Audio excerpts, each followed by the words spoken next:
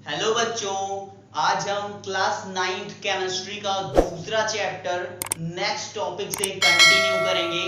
तो हमने काफी सारे टॉपिक्स कवर कर लिए हैं। अब हम दूसरे पार्ट में चलते हैं। दूसरे पार्ट में चलने का मतलब है कि हमने मैटर का क्लासिफिकेशन किया था, जिसमें हमने दो पार्ट में मैटर को क्लासिफाई किया था, एक प्योर टाइप के सब्सटेंसेस और दूसरे इम्प्योर या मिक्सचर। तो हमने पहले इम्प्योर को उठाया और इम्प्योर के बारे में सारा कुछ पढ़ लिया। मींस मिक्सचर जो है कितने टाइप का है, सॉल्यूशन क्या होता है, सस्पेंशन क्या होता है, कोलोइड्स क्या होते हैं, ये सारी चीजें हम डिटेल्ड में पढ़ चुके हैं। तो अब हम आ जाते हैं अपने पहले वाले पार्ट पे, जो कि हमने क्लासिफाई किया था प्योर सब्सटेंस को। ठीक, तो प्योर सब्सटेंस कितने पार्ट में क्लासिफाई किए गए थे वो हम देखेंगे, और एक एक को बारी बारी से हम डिटेल्ड में पढ़ेंगे। ठीक, तो हम एक बार फिर से मैटर का क्लासिफिकेशन यहां पे कर देते हैं। हमारा जो मैटर था वो दो मेन पार्ट्स में क्लासिफाई था बच्चों। एक था हमारा इम्प्योर सब्सटेंस,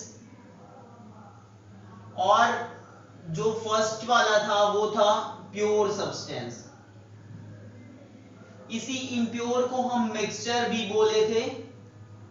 और इसके बारे में हमने पढ़ लिया था कि मिक्सचर हमारा दो टाइप का होता है।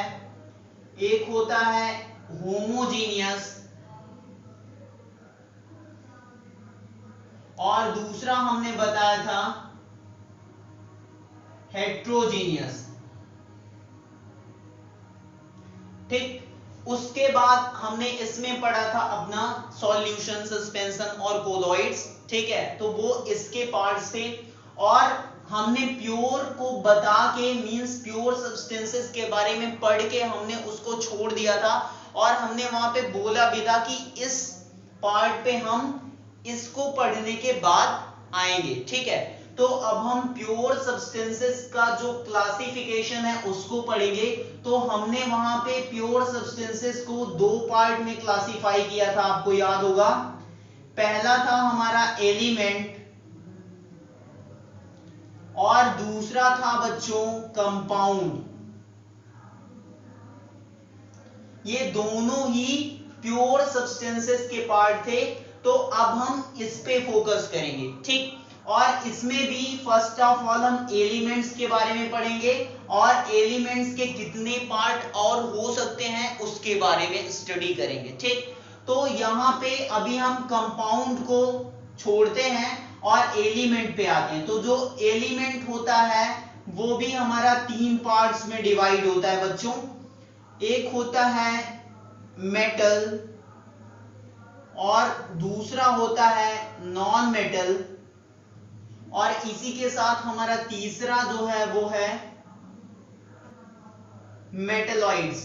ठीक है, तो ये जो एलिमेंट्स की प्रॉपर्टीज के बेस पे क्लासिफिकेशन होता है वो तीन पार्ट्स में होता है, मेटल, नॉन मेटल और मेटलॉइड्स। तो आज हम मेनली इन सारे टॉपिक्स को कवर करेंगे। ठीक है, तो वीडियो को एंड तक देखना। ठीक है, आपको बहुत मजा आएगा, क्योंकि नेक्स्ट क्लास में जब आप जाओगे 10th में तो भी इन सारे टॉपिक्स को आपको डिटेल्ड में पढ़ना पड़ेगा। तो आज हम जो स्टार्टिंग करेंगे वो एलिमेंट्स से करेंगे। ठीक है, एलिमेंट्स हमारे क्या होते हैं बच्चों। आपको याद होगा कि जब हमने प्योर सब्सटेंस पढ़ाया था तो उसमें हमने प्योर सब्सटेंस का सबसे बेटर एग्जांपल बताया था कि ऑल एलिमेंट्स, मींस जो एलिमेंट्स हैं वो एक टाइप के प्योर सब्सटेंसेस हैं। ठीक, तो बच्चों जो एलिमेंट्स होता है वो हमारा एक टाइप का ऐसा सब्सटेंस होता है जिसको हम दो या दो से ज्यादा सिंपलर फॉर्म में ब्रेक नहीं कर सकते। ठीक है, मींस एलिमेंट्स को हम तोड़ नहीं सकते। तो हम जनरली क्या बोल सकते हैं कि जो एलिमेंट्स होता है हमारा उसको हम दो पार्ट्स में डिवाइड नहीं कर सकते हैं। एन एलिमेंट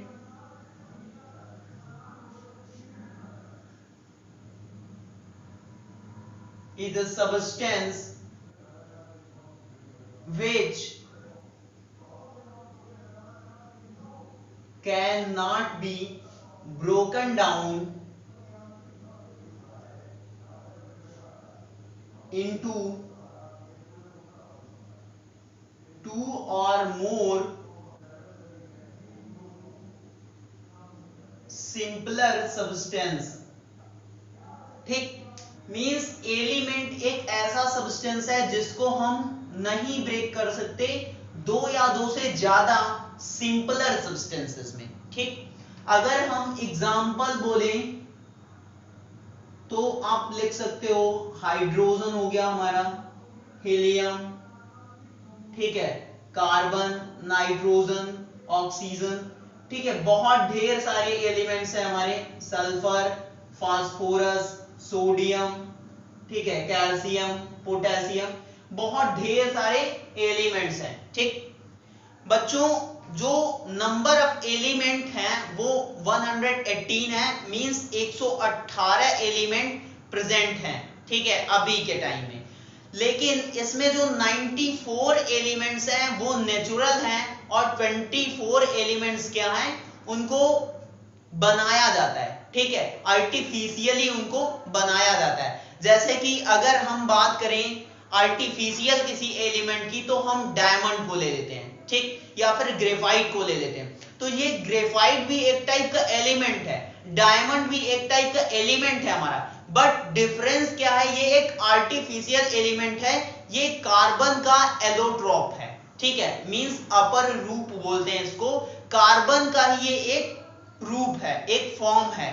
ठीक, लेकिन इसको हम क्या किए, आर्टिफिशियल तरीके से बनाए हैं, ये भी हमारा एलिमेंट है। तो जो 24 एलिमेंट्स हमारे आर्टिफिशियल हैं उसमें ये डायमंड और ग्रेफाइट आते हैं। ठीक, और जो 94 हैं उसमें ये सारी चीजें आती हैं, hydrogen, helium, carbon, nitrogen, oxygen, sulphur, phosphorus, sodium, calcium, potassium, ठीक है, कॉपर, जिंक, ये सारे एलिमेंट्स कैसे हैं, नेचुरल एलिमेंट्स हैं। ठीक है बच्चों, जो एलिमेंट्स होता है वो हमारा तीनों फॉर्म में पाया जाता है। तीनों फॉर्म का मतलब सॉलिड फॉर्म में भी रहता है, लिक्विड फॉर्म में भी रहता है और गैसेस फॉर्म में भी रहता है। ठीक है, लेकिन मैक्सिमम एलिमेंट्स हमारे सॉलिड फॉर्म में प्रेजेंट हैं। ठीक है, जैसे कि ये सारी चीजें हैं, सोडियम हो गया ये भी सॉलिड है, कैल्शियम हो गया ये भी सॉलिड है, सल्फर हो गया, ठीक है, ये सारी चीजें क्या है, सॉलिड फॉर्म में एग्जिस्ट हैं।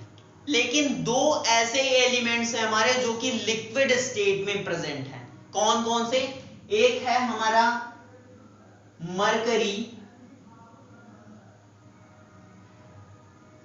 ठीक है, जिसका जो सिंबॉलिक फॉर्म है, सिंबॉलिक रिप्रेजेंटेशन वो है Hg, और दूसरा है हमारा ब्रोमीन। ठीक, तो ये दो ऐसे एलिमेंट्स हैं जो कि लिक्विड स्टेट में पाए जाते हैं। ठीक है, इनका स्टेट क्या है, लिक्विड है।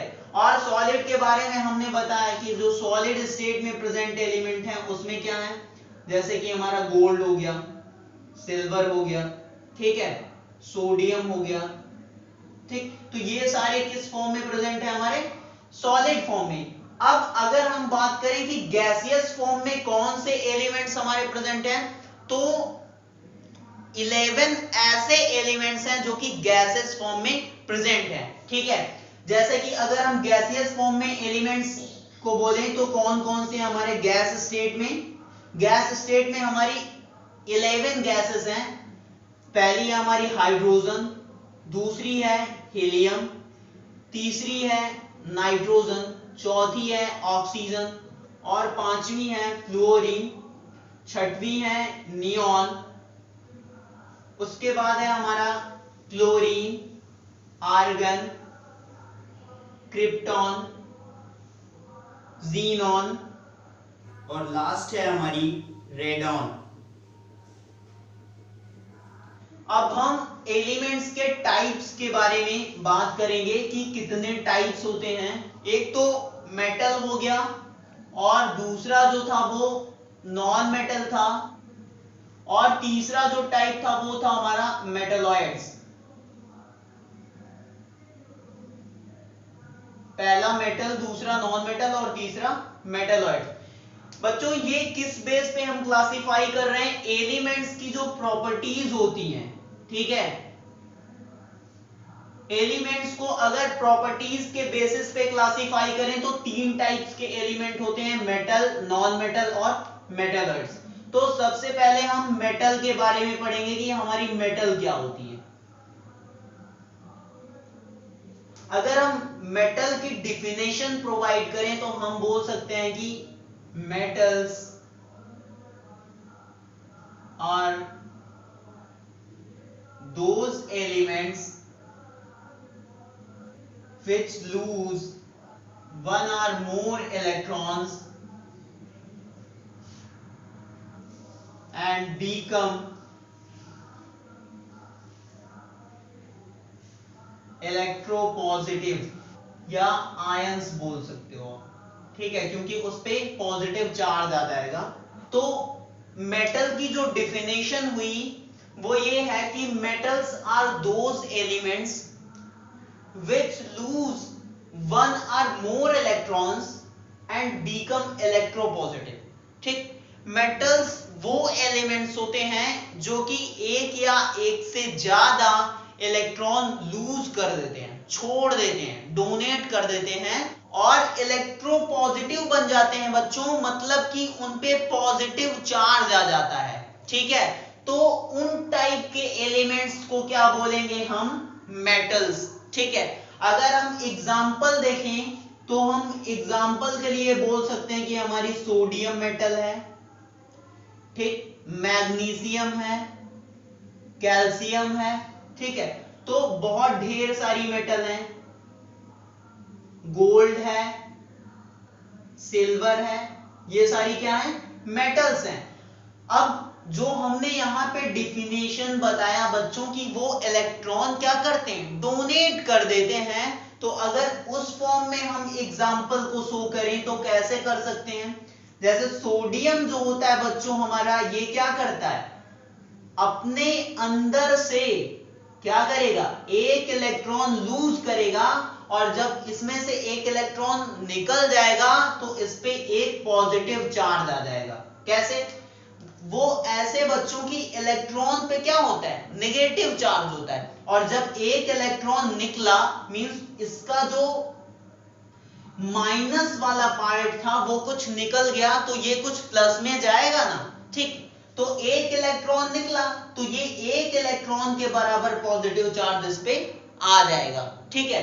तो ये जो सोडियम है Na, ये एक इलेक्ट्रॉन डोनेट कर देता है और Na+ बना लेता है। ये जो Na+ है बच्चों, इसी को हम क्या कह रहे हैं? बीकम इलेक्ट्रोपॉजिटिव, ठीक है। तो ये जो Na+ है यही क्या है? इलेक्ट्रोपॉजिटिव है, ठीक। तो ये सोडियम एक इलेक्ट्रॉन डोनेट किया और इलेक्ट्रोपॉजिटिव बन गया, तो ये क्या है? मेटल है एक टाइप का। अगर हम मैग्नीशियम को रिप्रेजेंट करें इस फॉर्म में बच्चों, तो ये क्या करता है? ये 2 इलेक्ट्रॉन लूज कर जाता है और इस पे 2 पॉजिटिव चार्ज आ जाता है, ठीक। अब बच्चों यहां पे ये एक चीज नहीं समझ में आ रहा होगा कि जो सोडियम है वो केवल एक इलेक्ट्रॉन लूज कर रहा है, जो मैग्नीशियम है वो 2 इलेक्ट्रॉन लूज कर रहा है। ऐसा क्यों हो रहा है?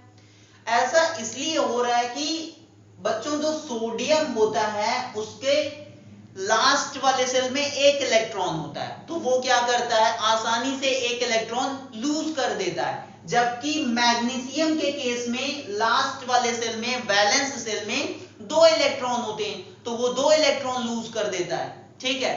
तो ये थोड़ा अभी अगर नहीं क्लियर होगा तो नेक्स्ट चैप्टर में हम पढ़ेंगे, ठीक है, एटम्स और मॉलिक्यूल्स में, तो वहां पे हम इसको डिटेल्ड समझाएंगे, ठीक। अभी के लिए आप इतना जान लो कि लास्ट वाले सेल में जितने इलेक्ट्रॉन रहते हैं उसको वो डोनेट कर देता है, ठीक है। बट अगर बच्चों 4 से ज्यादा इलेक्ट्रॉन है लास्ट सेल में, तो वो क्या करेगा? गेनिंग स्टार्ट कर देता है। तो ये हमारा हो गया मेटल। अगर एक और एग्जांपल को हम इस फॉर्म में रिप्रेजेंट करें कैल्शियम को, तो ये भी क्या करता है? 2 इलेक्ट्रॉन लूज कर जाता है, ठीक है। तो बच्चों अब हम नॉन मेटल पढ़ते हैं कि नॉन मेटल्स क्या होते हैं। तो वो सारे एलिमेंट्स नॉन मेटल बोले जाएंगे जो कि एक या एक से ज्यादा इलेक्ट्रॉन गेन करके इलेक्ट्रोनेगेटिव बन जाते हैं। ठीक है, अगर हम इसको डिफाइन करें नॉन मेटल को, तो हम क्या बोल सकते हैं कि non metals are those elements which gain one or more electrons and become electronegative। ठीक, तो वो एलिमेंट्स नॉन मेटल बोले जाएंगे जो कि एक या एक से ज्यादा इलेक्ट्रॉन क्या करें, गेन कर लें, किसी से ले लें, खींच लें, और उसके बाद क्या हो, इलेक्ट्रोनेगेटिव बन जाए। इलेक्ट्रोनेगेटिव बन जाने का मतलब क्या कि बच्चों जब वो इलेक्ट्रॉन खुद अट्रैक्ट कर लेंगे, ले लेंगे किसी से, तो क्या होगा, उन पे नेगेटिव चार्ज बढ़ जाएगा। तो इसी वजह से क्या बोल रहा है कि इलेक्ट्रोनेगेटिव बन जाए। ठीक है, अगर हम एग्जांपल की बात करें बच्चों, तो एग्जाम्पल में हमारा क्या है, जैसे नाइट्रोजन हो गया, ऑक्सीजन हो गया, क्लोरीन हो गया, सल्फर हो गया, ये सारा क्या है, नॉन मेटल है। अगर हम इसको डिफिनेशन वाले फॉर्म में रिप्रेजेंट करें तो जो नाइट्रोजन है वो क्या करता है, 3 इलेक्ट्रॉन ले लेगा किसी से और उसके बाद क्या बना देगा, N3-। ठीक है, मतलब कि इस पे क्या आ गया, 3 नेगेटिव चार्ज आ गया नाइट्रोजन पे। ठीक, ये क्या किया, 3 इलेक्ट्रॉन को गेन कर लिया, उसके बाद इलेक्ट्रोनेगेटिव बन गया।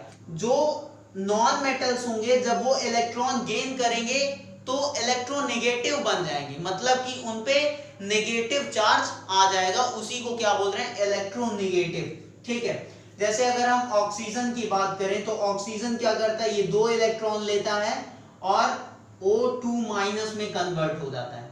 क्लोरीन की अगर बात करें तो ये क्या करता है, 1 इलेक्ट्रॉन लेता है किसी से और Cl- में कन्वर्ट हो जाता है। बच्चों यहाँ पे अब ये चीज नहीं समझ में आ रहा होगा कि ये 3 इलेक्ट्रॉन क्यों गेन कर रहा है, ये 2 इलेक्ट्रॉन क्यों गेन कर रहा है, ये 1 इलेक्ट्रॉन क्यों गेन कर रहा है। वो इस वजह से कि इसके लास्ट वाले सेल में 3 इलेक्ट्रॉन की जरूरत है, मतलब कि इसको लास्ट वाले सेल का ऑक्टेट कंप्लीट करने के लिए 3 इलेक्ट्रॉन चाहिए नाइट्रोजन को, ऑक्सीजन को 2 चाहिए तो 2 ले रहा है, और क्लोरीन को 1 चाहिए तो 1 ले रहा है। इसके बाद बच्चों हम मेटल और नॉन मेटल की प्रॉपर्टीज पढ़ते हैं और उसके बाद हम मेटलॉइड्स की बात करेंगे, क्योंकि मेटल और नॉन मेटल की प्रॉपर्टीज से ही रिलेटेड है मेटलॉइड्स की डेफिनेशन। ठीक है, मतलब अगर हमको मेटलॉइड्स को डिफाइन करना है तो मेटल और नॉन मेटल की प्रॉपर्टीज को पढ़ना पड़ेगा। ठीक, तो हम पढ़ते हैं प्रॉपर्टीज ऑफ मेटल्स। ठीक है, मेटल की क्या प्रॉपर्टी होती है, पहली जो प्रॉपर्टी है बच्चों वो क्या है, मेटल्स आर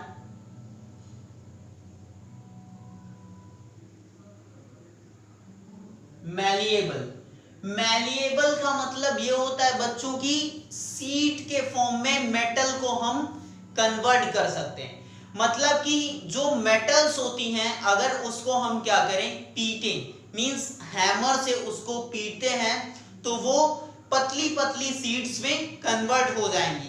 ठीक है, वो ब्रेक नहीं होंगी। ठीक है, वो पतली पतली सीड्स में क्या होंगी, कन्वर्ट हो जाएंगी, मतलब अगर हम उसको पीटेंगे तो वो क्या होंगी, बढ़ती चली जाएंगी और एक स्टेट ऐसी आएगी कि वो एकदम थिन सीड्स में बदल जाएंगी। ठीक है, मतलब कि जो मेटल होते हैं उनको हम आसानी से पीट पीट कर पतली पतली सीड्स में कन्वर्ट कर सकते हैं। ठीक, और इन पतली सीड्स को हम फॉयल बोलते हैं, फॉयल, FOIL। ठीक है, जैसे कि जो सिल्वर मेटल होती है बच्चों वो मैलिएबल होती है, एल्यूमिनियम हो गया वो भी क्या होती है, मैलिएबल होती है, मतलब उसको हम पीट पीट के काफी थिन सीड्स में कन्वर्ट कर सकते हैं। अगर इसका यूज देखें बच्चों तो स्वीट्स को डेकोरेट करने में हम सिल्वर की थिन सीड्स का यूज करते हैं, ठीक है, मींस फॉइल्स का, सिल्वर फॉइल्स का यूज करते हैं स्वीट्स को डेकोरेट करने में, ठीक। और अगर एल्यूमिनियम की फॉइल्स की बात करें तो हम जैसे फूड की पैकिंग करना हुआ वहां पे हम एल्यूमिनियम की फॉइल्स का यूज करते हैं, बिस्किट या चॉकलेट को पैक करना हुआ तो वहां पे भी हम एल्यूमिनियम की फॉइल्स का यूज करते हैं, ठीक। दूसरी जो प्रॉपर्टी है बच्चों मेटल की वो है मेटल्स आर डक्टाइल। डक्टाइल का मतलब क्या है बच्चों की हम मेटल्स को थिन वायर्स में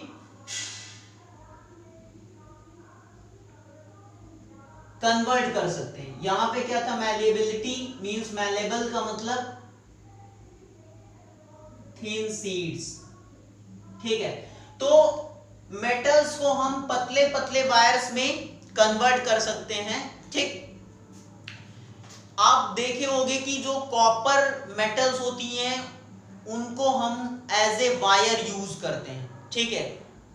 बच्चों जो हाईली डक्टाइल मेटल है वो है हमारी सिल्वर, ठीक है। अगर हम 100 मिलीग्राम सिल्वर लेते हैं और उसको हम वायर में कन्वर्ट करें तो कम से कम 200 मीटर लॉन्ग वायर हम बना सकते हैं केवल 100 मिलीग्राम सिल्वर से। तो आप समझ सकते हो कि सिल्वर कितना ज्यादा डक्टाइल होता है, मतलब वायर में कन्वर्ट हो सकता है बहुत ही थोड़ा सा सिल्वर बहुत लॉन्ग वायर में, ठीक। नेक्स्ट जो प्रॉपर्टी है बच्चों वो है metals are good conductors of heat and electricity. इसका मतलब क्या है बच्चों की जो मेटल्स हैं वो हीट और इलेक्ट्रिसिटी का गुड कंडक्टर है, मतलब कि मेटल्स में अगर हम हीट फ्लो कराना चाहें या इलेक्ट्रिसिटी फ्लो कराना चाहें तो बहुत ही इजीली हम फ्लो करा सकते हैं, ठीक। जैसे कि आप देखे होंगे बच्चों कि जो हमारे घर में बर्तन होता है जिसमें हम चाय बनाते हैं या फिर पानी को बॉयल करते हैं वो मैक्सिमम केसेस में किसका होता है, एल्यूमिनियम का या फिर सिल्वर का, ठीक है। तो वो इस वजह से क्योंकि उसको थोड़ी सी हीट एनर्जी देंगे और वो क्या होगा, गर्म हो जाएगा, ठीक है। इस उसमें हम हीट बहुत ही इजीली फ्लो करा सकते हैं, ठीक है। वो क्या है, हीट का गुड कंडक्टर है, अच्छा सुचालक है, ठीक है। इलेक्ट्रिसिटी की अगर बात करें, जैसा कि आप देखे होंगे कि घरों में जो वायरिंग होती है वो कॉपर की वायरिंग होती है या फिर एल्यूमिनियम के वायर्स बनते हैं, वो इस वजह से क्योंकि उसमें जो इलेक्ट्रिसिटी है वो बहुत ही इजीली फ्लो होती है, इस वजह से हम कॉपर वायर का यूज करते हैं। जैसे बोलते हैं कि घर में अगर वायरिंग कराएं तो कॉपर की वायरिंग कराना। कॉपर की वायरिंग कराने का मतलब यह है कि इलेक्ट्रिसिटी उसमें अच्छे से फ्लो हो सके, आसानी से फ्लो हो सके, ठीक है। सबसे अच्छा जो कंडक्टर है इलेक्ट्रिसिटी का वो है सिल्वर, लेकिन सिल्वर के जो वायर्स होते हैं वो बहुत ही कॉस्टली होंगे, इस वजह से हम उसको नहीं यूज करते, ठीक है। लेकिन हम कॉपर और एल्यूमिनियम को यूज करते हैं, ठीक। नेक्स्ट जो प्रॉपर्टी है बच्चों वो है मेटल्स आर लस्टर्स। लस्टर्स का मतलब होता है साइन करना, साइनी। जो मेटल्स होते हैं बच्चों वो लस्टर्स होते हैं, मतलब कि बहुत ही ज्यादा साइन करते हैं। इसी वजह से आप देखे होंगे कि गोल्ड और सिल्वर को हम ऑर्नामेंट्स के तौर पे यूज करते हैं, मतलब हम उसको पहनते हैं, आभूषण बना के उसको पहनते हैं। वो इसी वजह से क्योंकि उनकी जो शाइनिंग होती है वो बहुत ही ज्यादा होती है, मतलब वो बहुत ही ज्यादा चमकदार होते हैं, लस्टर्स होते हैं। तो इस वजह से हम क्या करते हैं, उनको यूज करते हैं आभूषण के तौर पे। ठीक, नेक्स्ट जो प्रॉपर्टी है बच्चों वो है मेटल्स आर वेरी हार्ड। बच्चों जो मेटल होता है वो बहुत ही क्या है, हार्ड है। मींस अगर हम उसको तोड़ना चाहें तो हम ब्रेक नहीं कर सकते। अगर हम नाइफ लेके आयरन को ब्रेक करना चाहें या कॉपर या फिर एल्यूमिनियम को ब्रेक करना चाहें तो हम ब्रेक नहीं कर सकते। इस वजह से हम बोल सकते हैं कि जो मेटल है वो बहुत ही हार्ड होते हैं। लेकिन कुछ एक्सेप्शंस भी हैं बच्चों, जैसे कि अगर हम सोडियम मेटल ले लें या फिर पोटेशियम मेटल ले लें तो हम उसको इजीली ब्रेक कर सकते हैं। अगर हम नाइफ से कट करना चाहें तो हम इजीली उनको कट कर सकते हैं। ठीक, नेक्स्ट प्रॉपर्टी है बच्चों मेटल की metals are solids at room temperature। इसका मतलब क्या है कि बच्चों जो मेटल हैं वो रूम टेम्परेचर पे सॉलिड स्टेट में रहती है। Means maximum metal room temperature पे सॉलिड स्टेट में रहती है। कुछ एक्सेप्शंस भी हैं इसके। ठीक है, एक मेटल ऐसी है जो कि रूम टेम्परेचर पे लिक्विड स्टेट में रहती है, वो कौन सी है हमारी, मरकरी। ठीक है, मरकरी एक ऐसी मेटल है जो कि सॉलिड स्टेट में न रह के लिक्विड स्टेट में प्रेजेंट रहती है रूम टेम्परेचर पे। इसके बाद नेक्स्ट प्रॉपर्टी है बच्चों हमारी metals have high melting and boiling point. मतलब जो मेल्टिंग और बॉइलिंग पॉइंट होता है मेटल्स का वो बहुत ही ज्यादा होता है। जैसे कि जो आयरन मेटल होता है उसका जो हाईएस्ट मेल्टिंग पॉइंट है, मींस किस टेम्परेचर पे वो लिक्विड स्टेट में कन्वर्ट होना स्टार्ट कर देता है, तो वो टेम्परेचर है हमारा 1535 डिग्री सेल्सियस। आयरन जो होता है वो 1535 डिग्री सेल्सियस के टेम्परेचर पे मेल्ट होना स्टार्ट कर देता है। तो ये टेम्परेचर क्या है, बहुत ही ज्यादा है। ठीक, इसी तरीके से अगर हम कॉपर की बात करें तो कॉपर भी करीब करीब 1000 डिग्री सेल्सियस पे मेल्ट होता है। कुछ एक्सेप्शंस भी हैं बच्चों, जैसे कि सोडियम और पोटेशियम है वो 100 डिग्री सेल्सियस पे ही मेल्ट करना स्टार्ट कर देते हैं। एक सबसे बड़ा एक्सेप्शन है बच्चों गैलियम का। गैलियम जो मेटल है बच्चों वो नॉर्मल अगर हम उसको हाथ में ले लें तो वो मेल्ट करना स्टार्ट कर देती है। मतलब कि हमारी बॉडी के टेम्परेचर से ही वो मेल्ट करना स्टार्ट कर देती है। ठीक है, तो ये प्रॉपर्टीज हो गई मेटल्स की। इसके बाद बच्चों हम नॉन मेटल्स की प्रॉपर्टीज को पढ़ेंगे। Properties of non metals. तो जो मेटल्स की प्रॉपर्टीज हमने पढ़ी उसका जस्ट अपोजिट, जस्ट रिवर्स होगा नॉन मेटल्स की प्रॉपर्टीज। ठीक है, तो पहली जो प्रॉपर्टी है नॉन मेटल की वो ये है कि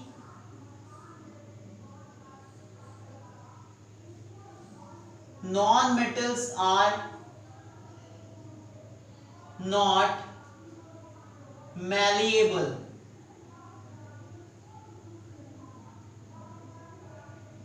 जो नॉन मेटल्स होती हैं बच्चों वो मैलिएबल नहीं होती। मतलब कि अगर उसको हम पीटेंगे तो वो क्या होंगी, थिन शीट्स में नहीं कन्वर्ट होगी, वो ब्रेक हो जाती है। ठीक है, ब्रिटल होती है, जल्दी ही क्या होती है, ब्रेक हो जाती है। तो जो नॉन मेटल्स हैं वो नॉन मैलिएबल हैं। दूसरी जो प्रॉपर्टी है नॉन मेटल की वो है बच्चों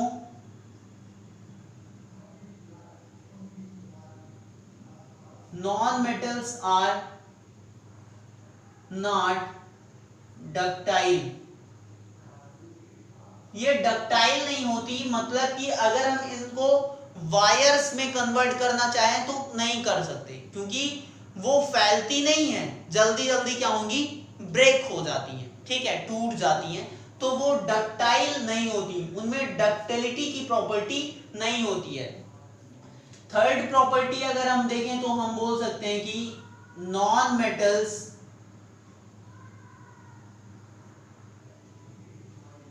are bad conductors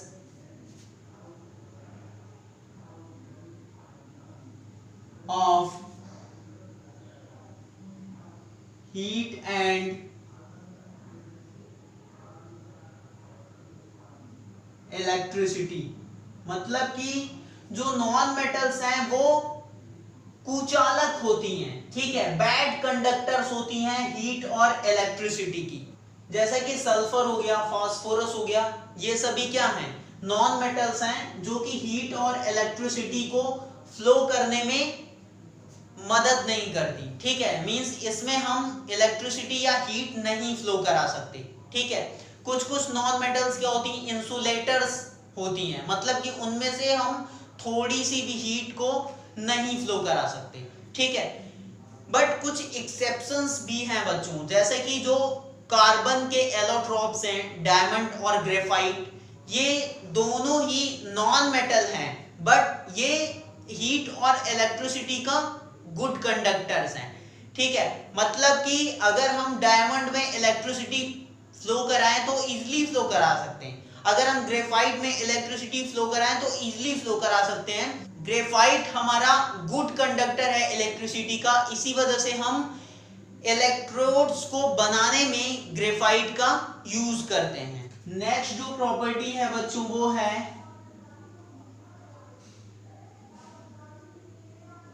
non metals are generally soft. मतलब कि जो नॉन मेटल्स होती हैं वो सॉफ्ट होती हैं, बहुत ही सॉफ्ट होती हैं, क्योंकि अगर हम उसको कट करना चाहें तो हम नाइफ से उसको कट कर सकते हैं, या ब्रेक करना चाहें तो हम उसको इजीली ब्रेक कर सकते हैं। लेकिन बच्चों इसमें कुछ एक्सेप्शंस भी हैं, ठीक है, जैसे कि जो डायमंड है वो हमारा नॉन मेटल है, लेकिन वो बहुत ही हार्ड नॉन मेटल है, ठीक है, सबसे हार्डेस्ट नॉन मेटल जो है वो क्या है, डायमंड है। तो ये क्या है, एक्सेप्शनल केस हो गया हमारा। नेक्स्ट जो प्रॉपर्टी है बच्चों, नॉन मेटल्स में बी सॉलिड, लिक्विड और गैस एट रूम टेम्परेचर। मतलब कि रूम टेम्परेचर पे ही नॉन मेटल सॉलिड भी हो सकती हैं, सॉलिड स्टेट में भी रह सकती हैं, लिक्विड स्टेट में भी रह सकती हैं और गैस स्टेट में भी रह सकती हैं। जैसे कि अगर हम सॉलिड स्टेट में नॉन मेटल का एग्जांपल लें तो फास्फोरस हो गया, सल्फर हो गया, ठीक। और अगर हम लिक्विड स्टेट में नॉन मेटल्स का एग्जांपल बताएं तो ब्रोमीन जो है वो लिक्विड स्टेट में प्रेजेंट होती है, वो ऐसी नॉन मेटल है जो कि लिक्विड स्टेट में रहती है। लेकिन अगर हम गैस की बात करें तो गैसेस में तो बहुत ढेर सारी हैं, ठीक है, जैसे हाइड्रोजन हो गया, ठीक है, ऑक्सीजन हो गया, नाइट्रोजन हो गया, ये सभी नॉन मेटल्स हैं जो कि रूम टेम्परेचर पे गैसियस स्टेट में प्रेजेंट रहती हैं। नेक्स्ट है बच्चों 6 वाला, non metals have very low melting and boiling point. मतलब कि जो नॉन मेटल्स होते हैं उनका जो मेल्टिंग और बॉइलिंग पॉइंट होता है वो बहुत ही कम होता है, ठीक है। अगर थोड़ा सा भी टेम्परेचर देंगे नॉन मेटल्स को तो वो क्या करने लगेंगे, मेल्ट करने लगेंगे। जैसे अगर हम एग्जांपल की बात करें तो सल्फर को ले लेते हैं, तो अगर सल्फर को हम थोड़ा सा भी टेम्परेचर दे दें तो वो मेल्ट कर जाता है। मतलब अगर सल्फर का मेल्टिंग पॉइंट देखें तो वो 119 डिग्री सेल्सियस होता है, 119 डिग्री सेल्सियस होता है सल्फर का मेल्टिंग पॉइंट। और एक एक्सेप्शनल केस भी है बच्चों की, जो ग्रेफाइट होता है वो ऐसा नॉन मेटल है जिसका सबसे ज्यादा मेल्टिंग पॉइंट होता है, ठीक है, ग्रेफाइट जो होता है। उसका जो मेल्टिंग पॉइंट होता है वो 3700 डिग्री सेल्सियस होता है। ठीक, तो ये सबसे ज्यादा मेल्टिंग पॉइंट वाला नॉन मेटल है। तो ये एक ऐसा केस है, एक्सेप्शनल केस है बच्चों। तो बच्चों ये हो गया नॉन मेटल की प्रॉपर्टीज। नेक्स्ट जो टॉपिक पढ़ेंगे बच्चों वो है हमारा मेटेलॉइड्स। मेटेलॉइड्स क्या होते हैं बच्चों?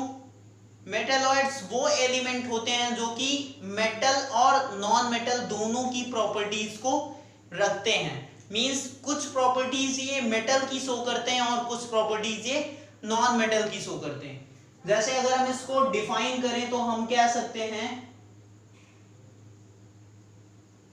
Metalloids are those elements which show some properties of metals and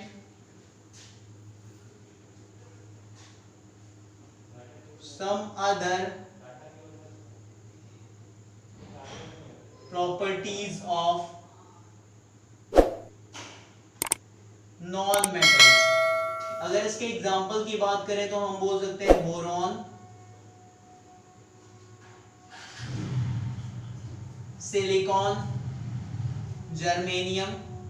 तो ये सारे क्या है हमारे मेटालॉइड्स हैं। मतलब कि मेटालॉइड्स वो होते हैं जो कुछ प्रॉपर्टी मेटल की शो करते हैं और कुछ प्रॉपर्टी नॉन मेटल्स की शो करते हैं। ठीक है।